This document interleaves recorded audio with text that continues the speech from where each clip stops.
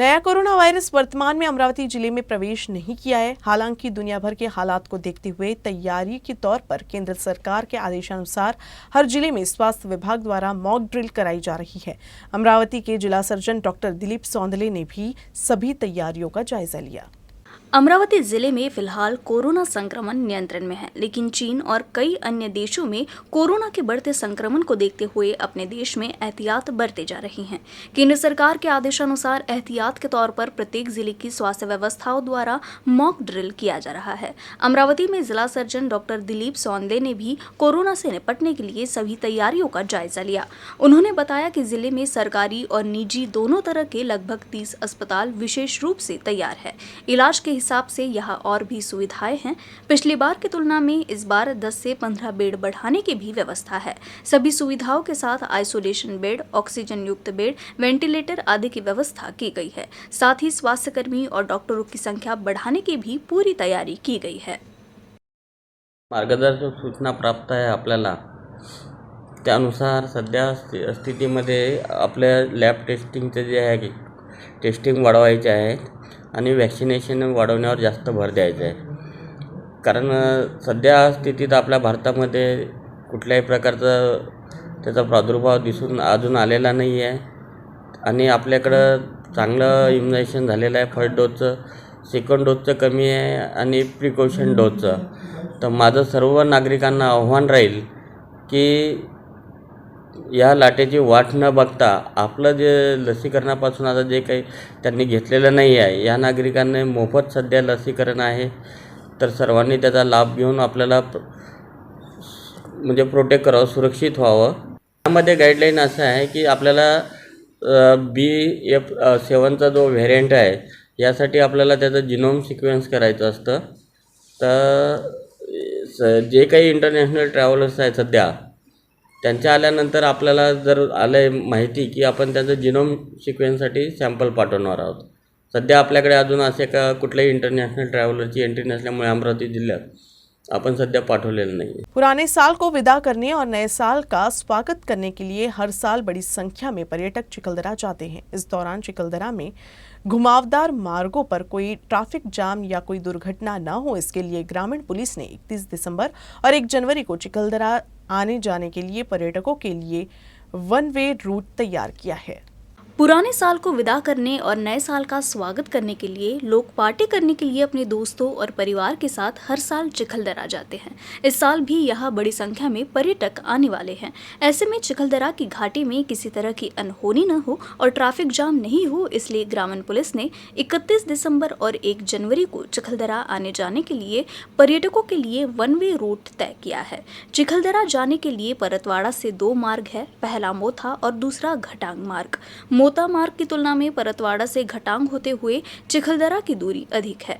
साथ ही हाल ही में मोथा मार्ग का काम पूरा कराए जाने से ये मार्ग काफ़ी अच्छा हो गया है, इसलिए मोथा मार्ग से पर्यटक चिखलदरा आ जा सकते हैं। लेकिन घटांग मार्ग की तुलना में ये सड़क संकरी और अधिक घुमावदार है। ऐसे में पर्यटकों की भीड़ बढ़ेगी तो वाहनों की संख्या भी बढ़ेगी, इसलिए ग्रामीण पुलिस ने 31 दिसंबर 2022 और 1 जनवरी 2023 को चिखलदरा जाने के लिए परतवाड़ा से मोथा मार्ग और चिखलदरा से लौटने के लिए घटांग मार्ग का उपयोग करने का निर्णय लिया है। इन 2 दिनों में पर्यटकों की भीड़ अधिक रहेगी, इसलिए ग्रामीण पुलिस की यातायात शाखा द्वारा अनुरोध किया गया है कि चिखलदरा आने जाने वाले पर्यटक वन वे का प्रयोग करें। अमरावती जिले के चांदूर बाजार और अचलपुर तहसील में तुअर की फसल पर कीड़ों का प्रादुर्भाव बढ़ गया है, जिससे किसानों की चिंता बढ़ गई है। विधायक बच्चू कडू ने फसल से हुए नुकसान के लिए पंचनामा करने का आदेश दिया है। अमरावती जिले के चांदूर बाजार और अचलपुर तहसील में इस बार भारी बारिश के बाद खरीफ की फसल को काफी नुकसान हुआ है, जिसके बाद अब तुअर की फसल पर भी संकट मंडराने लगा है। तुअर की खड़ी फसल पर कीड़ों के प्रकोप से किसान फिर से संकट में हैं। अचानक मौसम में आए बदलाव से तुअर की फसल पर कीड़ों का प्रकोप बढ़ गया है, जिससे फसल बर्बाद हो सकती है। वैसे तो किसानों ने फसल को बचाने के लिए कीटनाशक का छिड़काव भी किया, लेकिन कीड़ों पर कोई खास फर्क नहीं पड़ा। कीड़ों के बढ़ते प्रकोप को देखते हुए विधायक बच्चू कडू ने प्रशासन को पंचनामा कराने का आदेश दिया है। अमरावती विभाग के शिक्षण आयुक्त सूरज मांडरे ने अमरावती में एक जायजा बैठक की। इस बैठक में उन्होंने उपस्थित अधिकारियों को आवश्यक निर्देश दिए। शिक्षा आयुक्त सूरज मांढरे ने समीक्षा बैठक में उपस्थित सभी से अमरावती विभाग में किसी तरह की शिकायतें न हो, इसके लिए किए गए उपायों से संबंध में राय मांगी। शिक्षा की गुणवत्ता बढ़ाने के लिए जिला शिक्षा एवं प्रशिक्षण संस्थान के प्राचार्य को SOP यानी सिस्टमैटिक ऑपरेटिंग प्लान बनाने को कहा है। सूरज मांढरे ने समीक्षा बैठक के दौरान कहा कि डाइट शिक्षा विभाग की बुनियादी कार्य करने वाली संस्था है और छात्रों के विकास की जिम्मेदारी उन्हीं की है। समीक्षा बैठक से पूर्व शिक्षा आयुक्त ने उप शिक्षा निदेशक के कार्यालय का दौरा किया।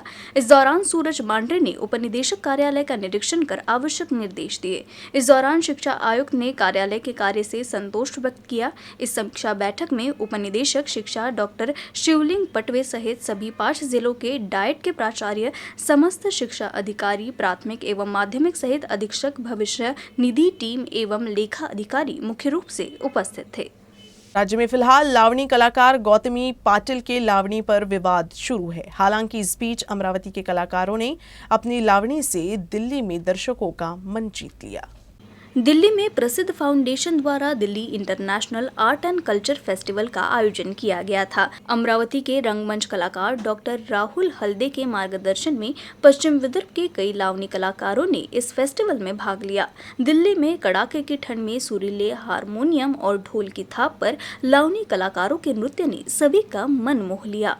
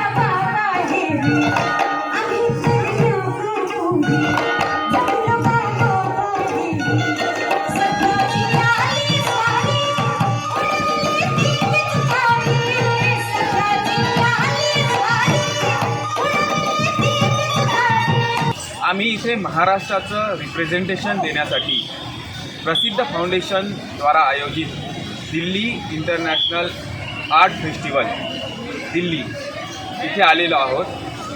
हे फेस्टिवल पूर्ण भारतातील कलावंतांना घेऊन सादर केले गेलेलं आहे। संपूर्ण राज्यातील एकूण 15 राज्यातील कलाकार इथे प्रस्तुती करण्यासाठी आलेले आहेत।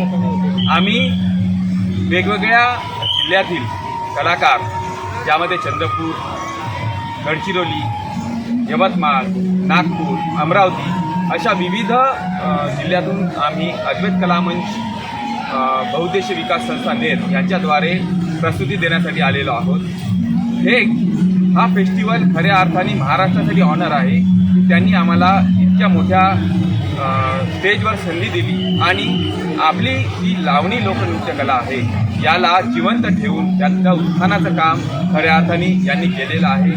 यामुळे आम्ही सदैव यांचे आभारी आहोत आणि पुढच्या वर्षीसुद्धा यांनी आम्हाला अशी संधी द्यावी हीच आशा करतो। अमरावती शहर के नागपुरी पुलिस थाने में शांतता कमेटी की बैठक हुई। इस बैठक में अमरावती के पुलिस आयुक्त नवीन चंद्र रेड्डी ने सदस्यों से बातचीत की और विभिन्न मुद्दों पर चर्चा की।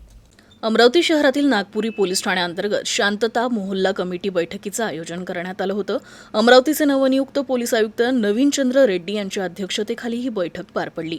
यात पोलीस आयुक्तांनी विविध विषयांवर चर्चा करत कमिटी सदस्यांशी चर्चा केली. व्यसनांच्या आणि अंमली पदार्थांच्या अतिआहारी गेल्यानं गुन्हे घडण्याची शक्यता वाढते, त्यामुळे नागरिकांना विशेषतः तरुणांना व्यसनाधीनतेबाबत जागरूक करणे महत्त्वाचे असल्याचं ते म्हणाले. विशेष म्हणजे या बैठकीला पोलीस आयुक्त विक्रम साळी, सहपोलीस आयुक्त पूनम पाटील यांच्यासह नागपुरी गेट पोलीस ठाण्याचे अधिकारी आणि कर्मचारी उपस्थित होते. तर मागील काही वर्षापासून अमरावती शहरासह जिल्ह्यात अतिसंवेदनशील वातावरण तयार झालं आहे. त्या अनुषंगानं नवनियुक्त पोलीस आयुक्त नवीनचंद्र रेड्डी यांनी घेतलेला पुढाकार कौतुकास्पद आहे. या बैठकीदरम्यान त्यांनी साधलेला संवाद प्रभावी ठरला. सभी के साथ कांटेक्ट रहना चाहिए, सभी के थ्रू समाज में एक अच्छा मैसेज जाना चाहिए कि पुलिस आपके लिए है और आपके बताए हुए जो अपने कानूनी तरीके से काम करने के लिए पुलिस कटिबद्ध है. और समाज में जो भी बुराई या बुरे काम करने वाले हैं, कि वो अवैध धंधे वाले हो या कोई नशा करने वाले हो, नशा बेचने वाले हो और कोई चोरी चकारी करने वाले हो, इस तरह के जो गुनहगार लोग हैं इन पे कार्रवाई होना ज़रूरी है. जो कोई कानून तोड़ के गैर कानूनी काम करते हैं, ऐसे लोगों पे कार्रवाई करना हमारा काम है. और उसके लिए एक अच्छे नागरिक करके आप सभी लोगों का साथ होना ज़रूरी है. ये पावर ऑफ मीडिया की नांदगांव खंडेश्वर शाखा की ओर से डॉक्टर पंजाबराव देशमुख 124वीं जयंती के अवसर पर कार्यक्रम आयोजित किया गया. स्वतंत्र भारताचे पहिले कृषी मंत्री आणि शिक्षण महर्षी डॉक्टर पंजाबराव देशमुख यांची 124वी जयंती नांदगाव खंडेश्वर इथं साजरी करण्यात आली. या कार्यक्रमानिमित्त पॉवर ऑफ मीडिया संघटनेनं पुढाकार घेतला. नांदगाव खंडेश्वर येथील शासकीय विश्रामगृह इथं पार पडलेल्या कार्यक्रमात डॉक्टर पंजाबराव देशमुख यांच्या प्रतिमेला माल्यार्पण करून कार्यक्रमाची सुरुवात करण्यात आली. तर आपल्या कार्याचा ठसा उमटविल्यानं पॉवर ऑफ मीडिया संघटनेचे अध्यक्ष उत्तम ब्राह्मणवाडे यांचा शाल श्रीफळ देऊन आणि डॉक्टर पंजाबराव देशमुख यांची प्रतिमा देऊन सत्कार करण्यात आला. और ये बहुत ही खुशनसीबी की बात है कि हमारे उत्तम ब्राह्मणवाड़े को गोवा में राज्यपाल के हाथ से राज्य स्तरीय बाल शास्त्री जांबेकर पुरस्कार प्राप्त हुआ. पत्रकारिता के क्षेत्र में अगर एखादा व्यक्ति अपना योगदान अच्छा देता है तो उसकी मिसाल ये है. हम अलग अलग पत्रकारों की संगठना में रहे, जो भी संगठना में रहे प्रामाणिकता से रहे, ईमानदारी से रहे. हमने अखिल भारतीय ग्रामीण पत्रकार संघ में डॉक्टर साहब काम किया तो हमारी सामाजिक चळवळी है. रासू गवई साहब के हाथ से हमने क्या बोलते वाटर कूलर लिया और पानी की टाकी यहाँ बने. ये दुर्भाग्य है हमारा कि हमारी चीज़ें सही सलामत नहीं रही. आज हमारे पानी की टाकी का हाल देखो तुम जाके. लेकिन हमने जो भी योगदान दिया पत्रकारिता के क्षेत्र में सराहनीय रहा. और दूसरी बात, इसको क्रेडिट संगठित रखना, पत्रकारों को एक जान रखना, संगठित रखना, ये अगर किसी से सीखना है तो उत्तम कुमार ब्राह्मणवाड़े से सीखना. पूर्व विधायक दिलीप कुमार सानंदा ने आरोप लगाया कि बुल्ढाना जिले के खामगांव और शेगांव में 1 महीने से अवैध धंधे बेखौफ फल फूल रहे हैं. इन अवैध धंधों को बंद करें, अन्यथा खामगांव के अपर पुलिस अधीक्षक कार्यालय के बाहर धरना प्रदर्शन की चेतावनी दी थी, जिससे पुलिस प्रशासन में हड़कंप मच गया था. इस बीच पुलिस प्रशासन ने सानंदा को लिखित में आश्वासन दिया था कि अवैध गतिविधियों के खिलाफ सख्त कार्रवाई की जाएगी, जिसके बाद आंदोलन को फिलहाल के लिए स्थगित कर दिया गया. जेव्हापासून राज्यामध्ये शिंदे फडणवीसचं सरकार आलेलं आहे तेव्हापासून खामगाव मतदारसंघ, विशेषतः संत गजानन महाराजांची नगरी यासह खामगाव मतदारसंघामध्ये जागोजागी मोठ्या प्रमाणामध्ये अवैध धंदे सुरू आहे.